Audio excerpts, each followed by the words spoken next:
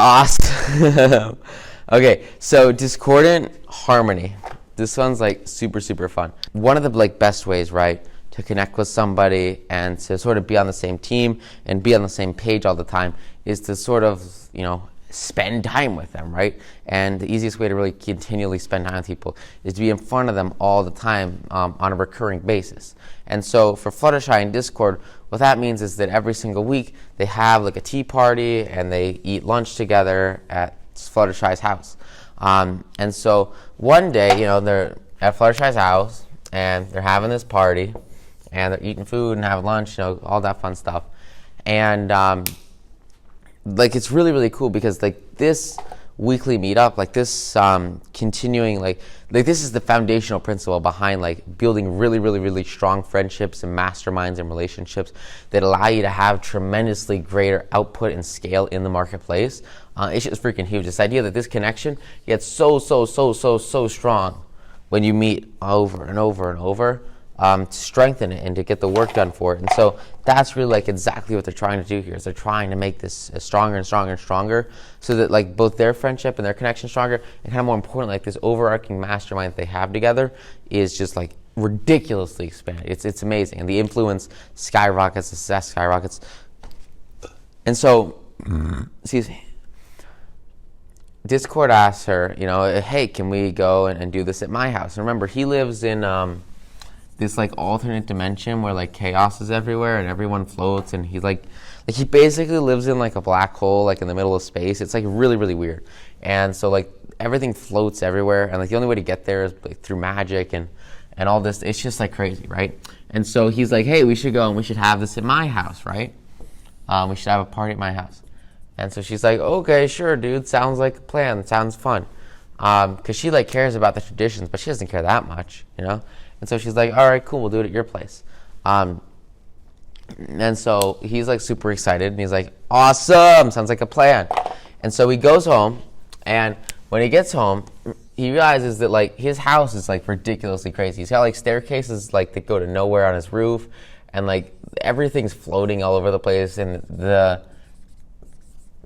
furniture is like on the ceiling, and then the floor is like a river. I mean, it's just like this crazy, because he's like he's known for like being the Lord of Chaos, right? So it's like this super chaotic house, and everything is like ridiculously crazy because that's his personality, right? And so it matches, his personality, and everything comes back to him, and he's like super happy with it. And this is the way he's lived for years, or at least ever since he came back into the world. This is like the way he lives, and it's like his thing. That's like his style, right? Which is like super, super, super cool. And so he's got his style, and he sits back and he looks back and he thinks about this, and he says, Fluttershy's going to come over, and I don't know if I want her to be in this kind of environment. And he thinks, Fluttershy's house is so nice and ordered and well done, and maybe I should have mine like hers. Maybe I should change myself to be more like her, to impress her, right? Which is just like the worst thing you can ever do, right? This idea, like, you need to stick to your core. You need to stick to your principles, your foundation. And that's just like the worst thing that you can do, right? You never want to change yourself. You always want to stick to your core.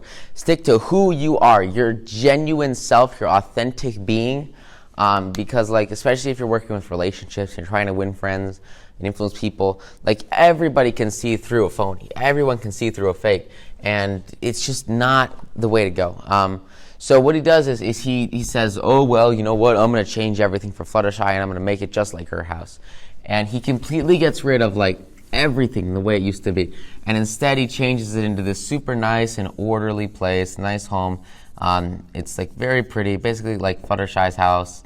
And he just gets rid of, like, all the chaotic things and everything that makes it unique, everything that makes it special, everything that makes it his. He just gets rid of it, right? And he's here, and he realizes he like clones himself, and he makes like 5 versions of himself, and all of these like little servants and helpers, they just like get rid of everything that's chaotic and destroy like everything that makes it his house and all the unique personality, little quirks, everything that's special about it to him. And they get rid of it, right? They just gone, and they make it just this boring, bland, normal home. just like everybody else is, right? He tries to fit in so that his friend will like him more, which is just real bogus, right? So the week passes, and Fluttershy he teleports Fluttershy in. Fluttershy comes over for tea and food and stuff. And what's interesting is, like, originally when he went out to plan this party, he went to the store and he got like a bunch of supplies, right? So like tea and sandwiches. And that's pretty much what they eat. And when he got these, like he originally got like magic versions of them. So he got like tea bags that would fly around and sing, and he got sandwiches that would like hop around and would fly like butterflies. And he got like things that complemented his personality, that were like part of who he was and stuck with his interior, like him, right? They were part of his belief and his life purpose, right? Which was to be chaotic. But after he makes his transformation, he destroys all the things that he got, and he just goes and he gets normal tea and normal sandwiches. It's like super boring. It's just like what everybody else does, because he thinks that that's the way to fit in and to build this relationship and have this friend, which is just like straight bogus, right? It's crazy. And so Fluttershy comes and she like sees these normal sandwiches and this normal house and all this boring stuff, and she's like, well, what's going on here? I thought in Discord, he is like dressed up, and he spends like 10 minutes just trying to figure out what to wear, which is just like ridiculous. And he has like this super tight like suit and tie, and he says, I am very nice average guy, and he's just trying to like fit in and please Fluttershy. And he just cares way too much, and that's the problem, right? Like originally, this is the home of somebody. Like he's stuck with himself. Like you gotta care, but not that much. And you don't change yourself, or you don't change your environment. You change who you are to please somebody else. Like that's just bogus, right? And so she goes home, right? And they go here, right? And she's like, well, why? I really expected this to be a little bit more chaotic. I expected it to be, like it was normally, like it was originally, before he changed everything. And she's like, well, why aren't the tea bags singing around and flying? And why are the sandwiches just normal sandwiches? And she's super confused because like the persona and the image that he's presenting to her is totally contradictory to the normal like being that he is and the normal self and all the work that he usually does. And so she's like super confused. And so Discord comes clean, right? And he is totally transparent. And he says that he changed everything because he thought that she wouldn't like that stuff. And he thought she wouldn't like this huge chaotic mess. And she says that that's like totally the opposite of the truth. And that in reality, she wanted to come and have this party with him because she knew that it would be different, and she knew it would be chaotic, and that was like awesome for her, right? And she was like excited to see this new way, this new method, and this like all these chaos is what she wanted to see, because she thought it would be like super fun and super different, and it was part of like who he was, and that was what she connected with. That's what she cared about, and she wanted it the way he was. And so he says, "Oh, okay, cool," and he tries to like change it back using his magic, but what he realizes is that like because he has fundamentally lied about who he is and changed himself, all of a sudden he loses sense with his original connection with magic, and he can't flip his fingers, he can't do anything to make himself change. He can't go back. He's gone too deep, and he can't use his magic anymore. He's lost all of his powers, and Fluttershy's like freaking out. And so what she does to help him get back in his element, get back to who he really is she starts messing up his house and destroying it, making it just like it was originally. She flips over counters, flips over tables, and builds like stairs that go to nowhere, and just makes it more and more and more chaotic until Discord gets his energy back, gets himself back, because he cuts the crap that wasn't him, and he goes back to what makes him strong and what makes him unique and what makes him him. And he regains his powers, and instead of like trying to fit in and trying to just copy or other people and be normal, he like totally changes everything about what he's doing, and he goes back to complete and utter chaos all over the place. And they're like eating and drinking while their sandwiches fly all over the place, and their tea sings to them while they're sitting like upside down on a ceiling.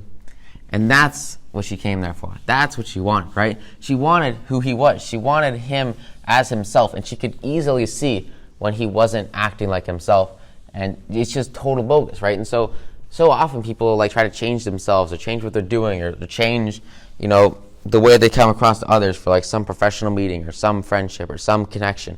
When in reality, like if you want anything to last and you want to build any sort of relationship asset, the best way to do that is to just be wholehearted and true to yourself. And that changes absolutely everything because it's all you, right? And the moment that it's all you and you go away from the crap that is just not going to work ever, all of a sudden, everything changes. And you can focus exclusively on the stuff that works and totally forget the stuff that doesn't by being yourself and doing everything you can do to stay in your moment, stay in your ego, and be who you are. And just, you cannot try to change for other people. Because other people, like, there's no reason, to change and to do things that you're not comfortable with. You want to live your life like at the happiest moment. If you want to live your life at peak potential means being who you are and doing what you want to do. And that's really the goal, and the motion and the lesson from here.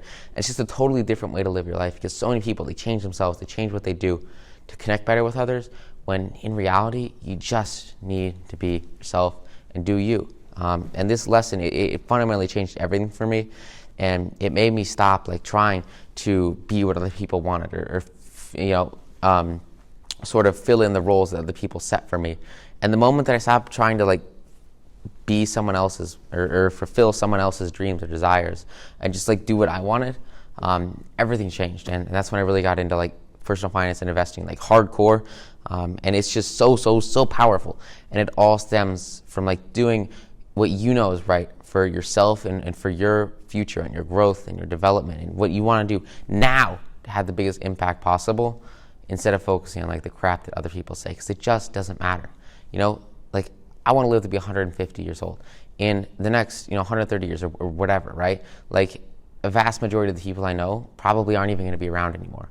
And so the only person that really matters is me. And it's the same thing for you, right? Like the only person that matters is you. And so that's like just so powerful, and that's huge. And you get all of that the instant that you just stick with yourself and become totally unified and parallaxed with yourself. Because it all changes after that, and it's all you as soon as that happens, which is like the coolest thing ever, and the most powerful thing that you can get from that is to just freaking crush, which is awesome, right? And so that's discord and harmony, which is sweet.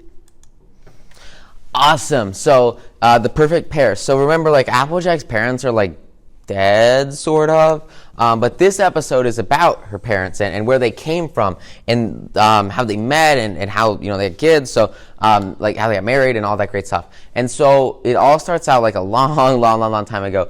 And it's like Granny Smith is like telling this story, and everyone's telling this story to them. And so they're all hearing like secondhand accounts, and they like animate everything, and it's super cool.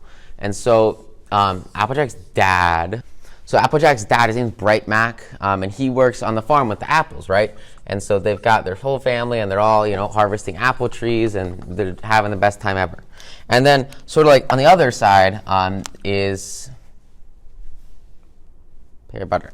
On the other side is Pear Butter, right? And so Pear Butter, she lives with the pears. And so the pears, they are over here, and they all they harvest pears, right?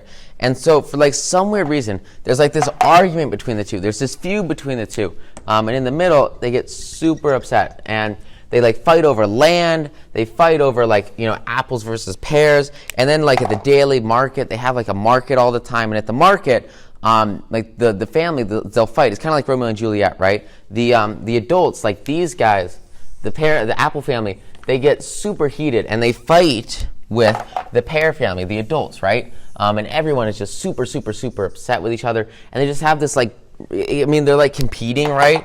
And so they're kind of like competing against each other. It's just this ridiculous conflict. It's like totally freaking meaningless. And it's ridiculously stupid, right? And so Bright Mac and Pear Butter, they're like super young, right? And so they could care less about this conflict. And they like really like each other. And so they start to form this relationship. They start to form this friendship, this bond, right? And this grows and grows. But the problem is like there's this huge separation between the two because of their families. And their families don't want them to see each other. They get super mad at each other. And they go through story after story about how, the pears are blaming Bright Mac for, all these things and like destroying their fields as he's trying to like get closer with Pear Butter, right? And so these two, they're trying to get close to each other and they're trying to have fun and they're trying to connect.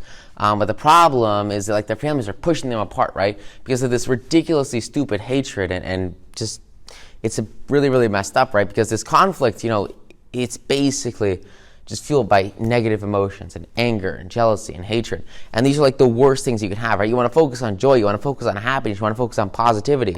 And that's exactly what these two too, right? Like, these guys are focusing on love and joy and happiness and positivity. And they have all these positive emotions, which is exactly what you want in a relationship. It's exactly what you want in a friendship. It's exactly what you want in all aspects of your life. Is this great, great, great positive energy. And because of that, they have like a really, really deep connection. Versus these guys, they are repelled against each other.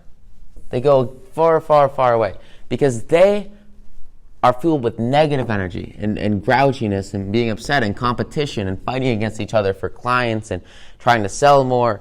And it's just this like bad relationship. And so what we want to focus on, right, is the positive. You want to focus on the positive. And like, as you look at them growing, you look at like what they do. What's cool is like everything stems from this connection between these two. And it's sort of like this idea, with Romeo and Juliet, like they bring the families together. So let's look a little more at their connection.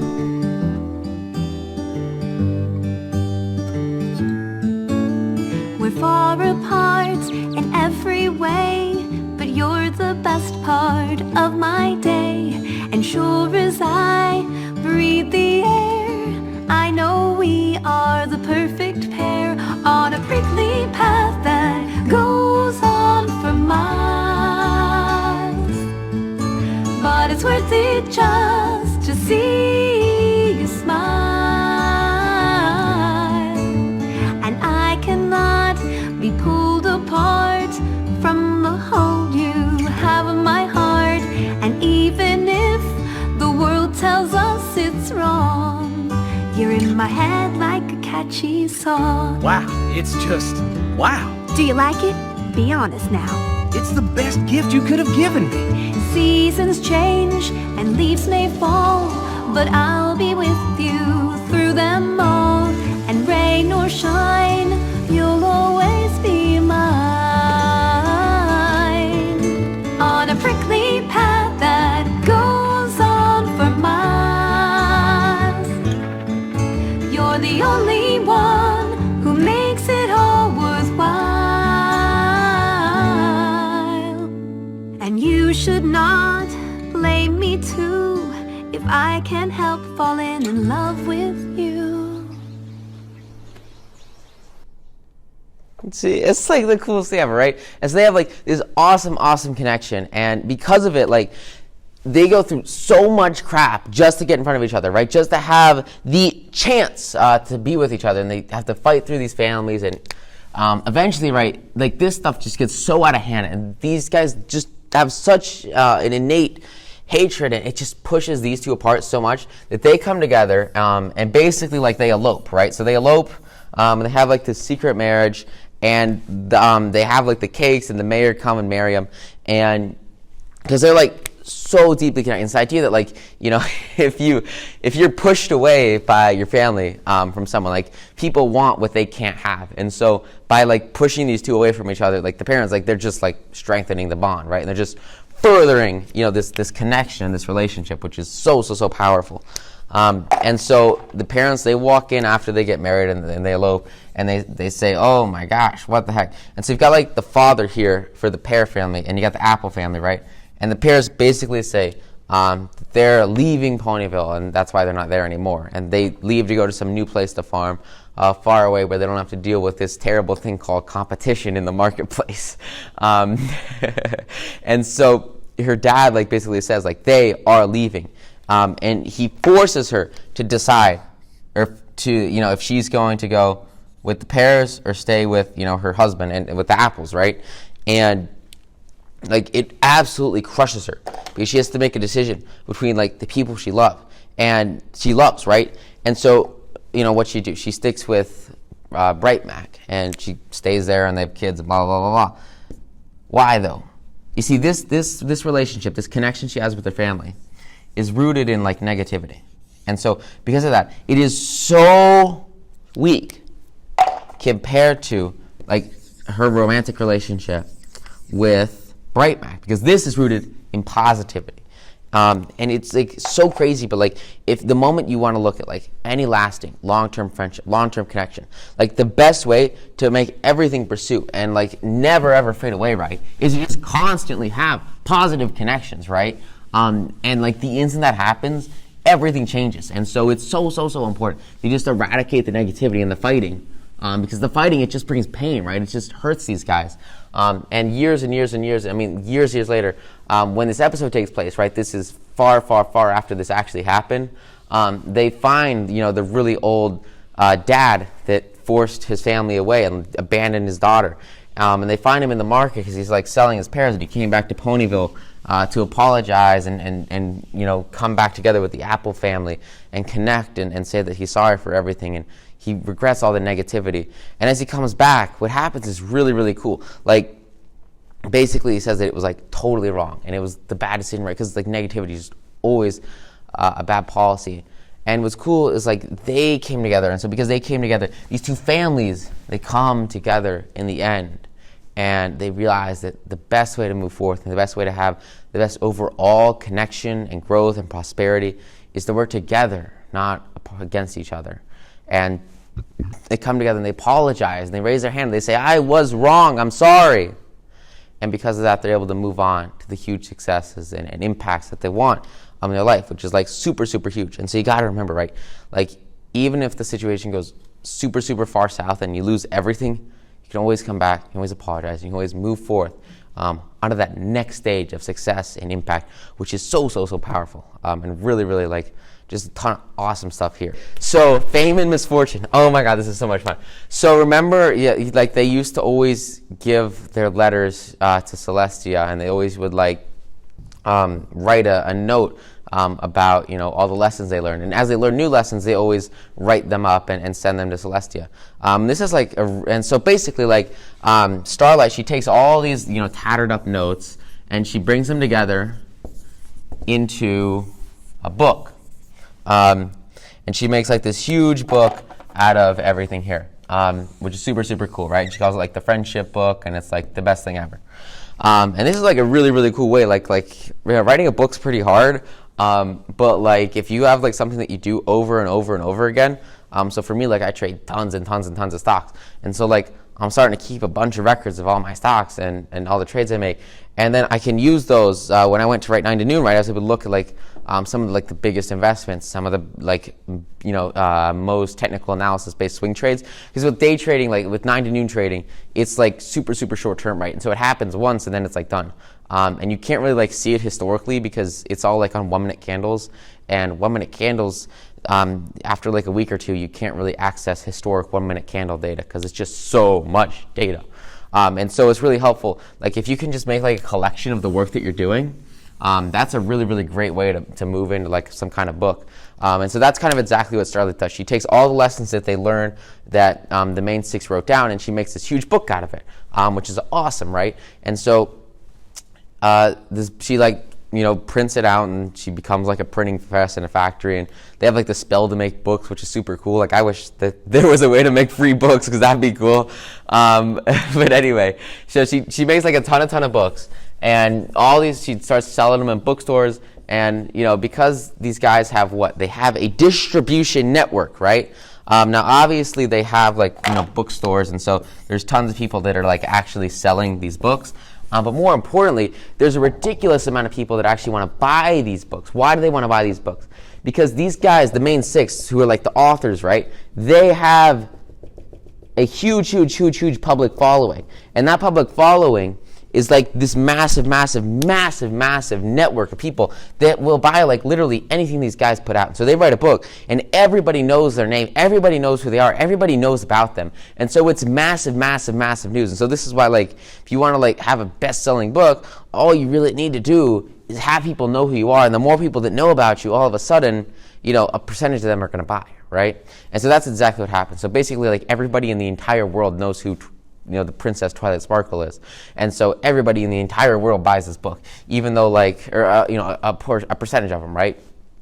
And it becomes this massive, popular bestseller all over the place. and everybody's reading it. And what's cool is like when you write a book and you make a public work and you publish it, all of a sudden all these people have the right to what? Praise and criticize. You guys, like, you're going through this course, you're here at this seminar. I mean, everything that you're learning is about praise and how to be like the best person ever and how to win friends and influence people. And you guys understand that like praise is the most important thing on the planet, right? But a vast majority of people, they don't like invest time, they don't invest, money, they don't invest in their education, they don't invest in learning how to succeed or become more, because a lot of times they don't have like that overarching image or that overarching goal, or they just don't have ambition for their lives, and they don't go through educational content like this. And so they don't understand like that criticizing is the worst thing ever. And so because of that, they all criticize, right? They pick out little flaws, little mistakes. And at the beginning, they get praise, and everyone's like, oh, awesome book, guys. That's the coolest thing ever. And so it makes the main six super happy, right? Like, they're loving it. And they're like, woohoo, I'm glad people like this, and I'm glad it's impacting them. And, like, writing a book, like, I kind of, like, it's this idea that, like, if you can just, like, impact and change somebody's life, it makes the process of writing the whole book, like, so worthwhile. Because you can see like that emotional payoff of all the work you've done, and I don't know. It's just like I'm really kind of connected with this because like, you wrote a book, right? So anyway, so that's what they get at the beginning. But as they start to like sort of go through town and go from place to place to place to place, what happens is really interesting. Like all of a sudden, there's this subset of people, and there's always going to be haters. So like haters are like an indication of your success, right? And so you have people that are going to go against you, right, and say you're wrong and bad, blah, blah, blah, blah, blah, blah. And so they have these tons of people, and they're like criticizing them and saying that they're bad characters and saying that, they're mean and all this negativity, right? And what sucks is they make the mistake that so many people accidentally make, and they like actually listen to the negativity and they embrace it and they hear it. And because they embrace the negativity, like it starts to take over their mind, right? And it's awful because you cannot have negativity whatsoever. But they have these people that are criticizing them, and it crushes them. And so because they hear everybody criticizing them and saying how wrong they are and how bad they are, like they shouldn't be friends because they're so different, they start to have this rebuttal and they have this rebuke. And so let's look at that.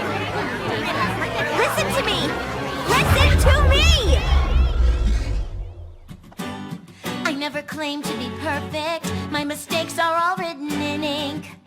None of us claim to be perfect, and it's sad if that's what you all think. Our flaws help to make us special. They bond us and keep us strong. Our flaws are what brought us together, so stop acting like something's wrong. We're not flawless. We're a work in progress. We got dents and we've got quirks, but it's our flaws that make us work. Yeah, we're not flawless.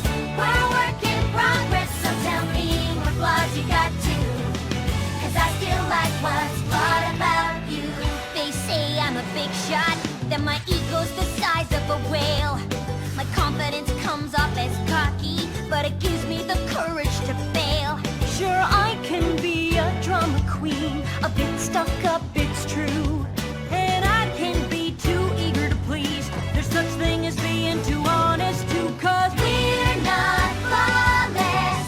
We're a work in progress. We've got dents and we've got quirks, but it's our flaws that make us work. Yeah, we're not flawless. We're a work in progress, so tell me what flaws you got too, 'cause I still like what's flawed about you. Ponies think I'm all bubbles and laughter, that I don't seem sincere. I might joke around a little too much, but I'm just so happy you're here. It took me a while to be confident, to really come out of my shell. But no pony has to be perfect. By now, don't you know it so well? Because yeah, we're not flawless. We're a work in progress. We've got dents and we've got quirks, but it's our flaws that make us work. Yeah, we're not flawless. We're a work in progress, so tell me what flaws you got too. 'Cause I still like what's flawed about you.